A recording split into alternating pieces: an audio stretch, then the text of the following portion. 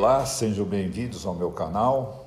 Hoje vamos tratar de uma das formas de contratação de profissionais, forma essa introduzida agora com a reforma trabalhista.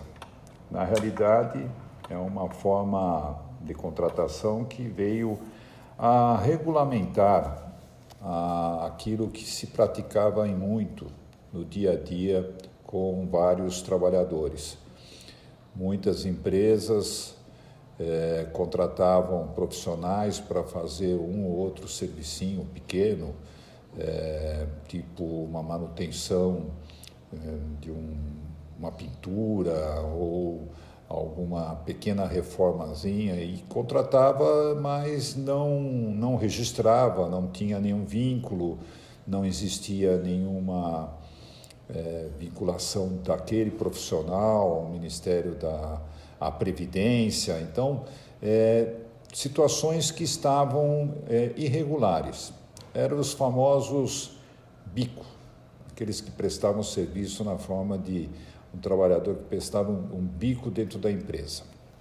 Então, na reforma trabalhista, no artigo 452 da CLT, ele se complementou com uma série de regramento de como deveria ser tratado o profissional na linha do intermitente.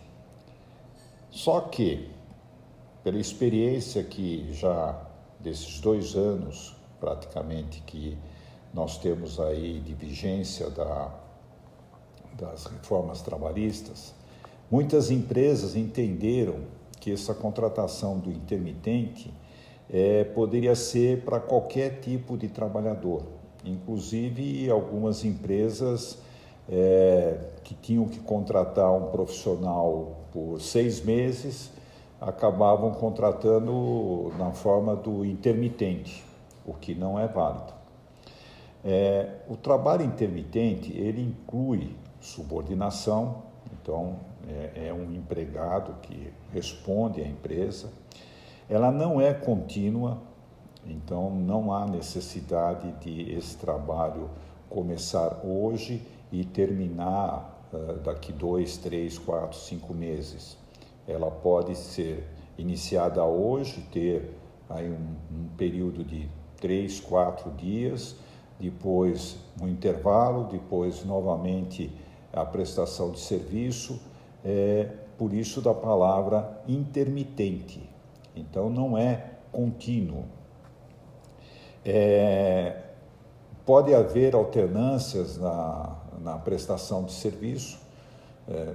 Num período ele trabalha 3 dias, no outro ele trabalha 5, no outro ele trabalha 1 dia, no outro ele trabalha meio-dia. Enfim, esses profissionais são contratados, o contrato por escrito, é registrado em carteira, ele tem que receber na forma de salário hora.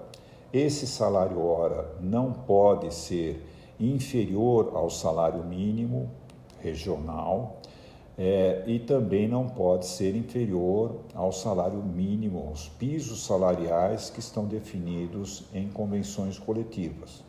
Digamos, um pedreiro que venha a ser contratado, ele não pode receber um salário hora inferior ao que está estabelecido na convenção coletiva que rege as regras dos funcionários, dos empregados da construção civil. Como que funciona isso? A partir da hora que ele é contratado na forma de prestador de serviço intermitente, ele presta o serviço por hora, tem toda a funcionabilidade que tem um outro qualquer empregado seletista, um prazo determinado e indeterminado. Terminou o serviço, aí ele vai para casa. Teve novamente necessidade de um outro serviço. Ele é convocado de forma ou escrita ou por telefone pela empresa. A empresa tem que convocar com prazo de 3 dias e ele tem que se manifestar num prazo de 1 dia. se ele virá ou não. O profissional contratado na forma de intermitente, ele não tem exclusividade. Ele pode ter o contrato de prestação de serviço com várias empresas. Então, por isso que existe essa regra da empresa convocar, ter um prazo de 3 dias para convocar. Olha, eu preciso de você para quarta-feira, para quinta-feira, dependendo do dia da semana. E ele responder num prazo de 1 dia, se pode ou não vir. Se ele recusar a oferta dessa prestação, dessa segunda prestação de serviço, isso não descaracteriza a subordinação. Ele continua subordinado, só que naquele momento ele não vai estar podendo fazer aquele serviço. Então não caracteriza uma falta grave do trabalhador. Por isso que tem todo esse regramento, volto a repetir, do chamamento com 3 dias de antecedência e a manifestação dele com 1 dia. Aceita a oferta de comparecimento ao trabalho, a parte que descumprir sem justo motivo pagará a outra parte, num prazo de 30 dias, multa de 50% da remuneração que seria devida, permitindo compensação. Então, há uma punição em que o trabalhador pode ser penalizado caso ele não venha a atender aquilo que ficou estabelecido na contratação do intermitente. O período de inatividade, digamos que a empresa contratou e ele prestou serviço durante 1 semana e, encerrado esse serviço, ele ficou aguardando uma eventual chamada. E essa chamada não ocorre, e esse intervalo de tempo, que não tem nenhuma remuneração, ele pode ser no máximo de 1 ano. Se ele atingir a 1 ano, essa inatividade não será, ela ensejará uma rescisão de contrato. Agora, se ele é chamado e fica prestando serviço numa primeira semana e depois ele fica sem nenhuma outra chamada, esse período todo que ele ficou inativo não é considerado como prestação de serviço, não tem pagamento, não tem nada nesse sentido. Mensalmente ou ao final de cada período de prestação de serviço, o empregado receberá o pagamento imediato da remuneração, das férias proporcionais. Ao final de cada período de prestação de serviço, o empregado receberá o pagamento imediato de remuneração, férias proporcionais, provavelmente é 1/12, né? Mais 1/3 de acréscimo, 13º também proporcional, TSR e adicionais legais, dependendo da atividade. O recibo de pagamento deverá estar totalmente descrito, cada uma dessas verbas. O empregador terá que fazer rigorosamente, como faz com todos os outros trabalhadores, os recolhimentos previdenciários e depósitos do FGTS. A cada 12 meses desse contrato, o trabalhador intermitente terá direito ao gozo, não ao pagamento, ao gozo de férias nos 12 meses subsequentes, como ocorre com os demais trabalhadores. A única diferença é que, como ele já recebeu a cada período esses pagamentos, então não ocorrerá o famoso adiantamento por conta de férias, o pagamento de férias no período de gozo. O que levou muitas empresas a pensar em encontrar trabalhadores normais como intermitentes foi com relação às vantagens financeiras que ocorrem na rescisão de contrato.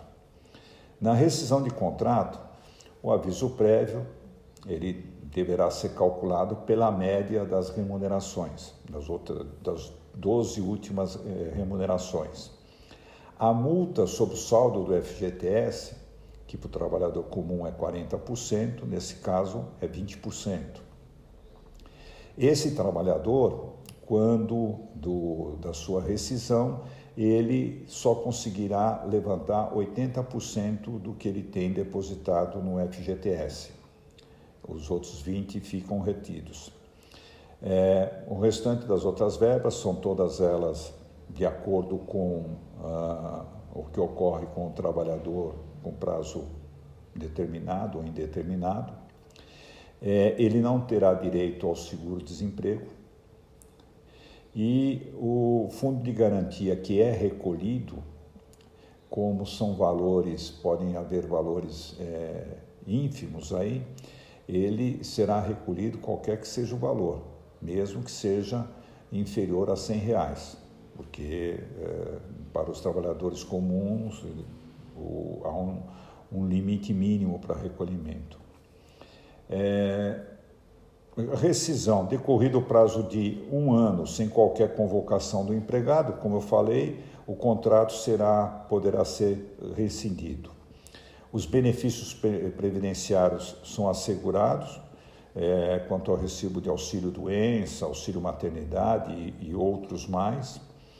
Existe um impedimento de que já está vencido, até 31/12/2020, o empregado demitido com contrato por prazo determinado ou prazo indeterminado, ele não poderia ser contratado na condição de intermitente, pelo prazo pelo menos de 18 meses do término do contrato.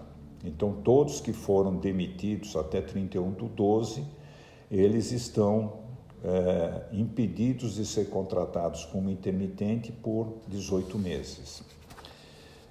Basicamente, o contrato de intermitente em resumo, isso que eu tinha para trazer. Agora, quais são os alertas? Os alertas são o seguinte: hoje, algumas empresas até do ramo da construção civil, têm contratado profissionais na forma de intermitente. Só que esses profissionais cumprem a jornada de 8 horas diárias, de segunda a sexta, e estão trabalhando não 1, nem 2, nem 3, estão trabalhando 4, 5, 6 meses, 1 ano. Então, isso não é contrato intermitente. Isso é um contrato normal, por prazo indeterminado, e as condições aí de pagamento e as condições de rescisão futura são totalmente diferentes. E com isso, o trabalhador pode estar recebendo menos do que ele tem de direito e, com certeza, ao final do contrato de trabalho, vai permitir que ele ingresse com uma ação trabalhista, gerando aí um custo para a empresa que, num primeiro momento, ela imaginava que, como todos fazem, aqueles que prestam serviço se utilizam da massa salarial para precificar os seus produtos. Então, se você está precificando, utilizando uma massa salarial inferior, quando você tiver que pagar o valor justo e o valor correto disso, o seu preço ficou abaixo do que é o seu custo. Então, você está tendo um prejuízo. Então, esse é um item que eu colocaria como um dos que estão sendo vistos como passivo trabalhista após aí a decretação da reforma trabalhista. Ele veio para ajudar, mas pela falta de informação, não talvez pela falta da tentativa de ganhar com as condições que ele traz, mas com a falta de informação e o seu mau uso estará trazendo prejuízo para as empresas. Então, eu alerto para aqueles que estão se utilizando desse contrato para ver realmente como que ele está sendo aplicado e de que forma ele foi contratado. Era isso que eu tinha para falar acerca do contrato intermitente. Ele tem um detalhamento bem rico na forma de se processar, modifica muito o processamento do dia a dia, de folha de pagamento, de rescisões, de contratações. Então, cabe aí uma atenção especial na sua utilização. Ele, se bem utilizado, é muito bom, mas se mal utilizado, ele pode gerar aí um problema muito sério para as empresas. Eu tenho recebido consultas acerca de aplicar ou não o contrato e eu não fiz nenhuma estatística nesse sentido, mas como sentimento eu vejo que mais de 70% daqueles que consultavam não tinham a menor condição de aplicar o contrato intermitente. Então isso demonstra que é uma tentativa de uso de algo que não estavam cientes de tudo aquilo que deve ser observado nessa contratação. Então, mais uma vez agradeço a todos pela participação, volto a ficar à disposição dos senhores e senhoras para que me encaminhem sugestões e perguntas acerca desses temas que estão sendo abordados. Vamos continuar tratando de mais alguns assuntos que a reforma trabalhista trouxe, de alteração na nossa legislação trabalhista. E como sofrem alterações no dia a dia, continuem conectados para que a qualquer momento eu possa enviar qualquer nova notícia a todos vocês. Meu muito obrigado e até lá.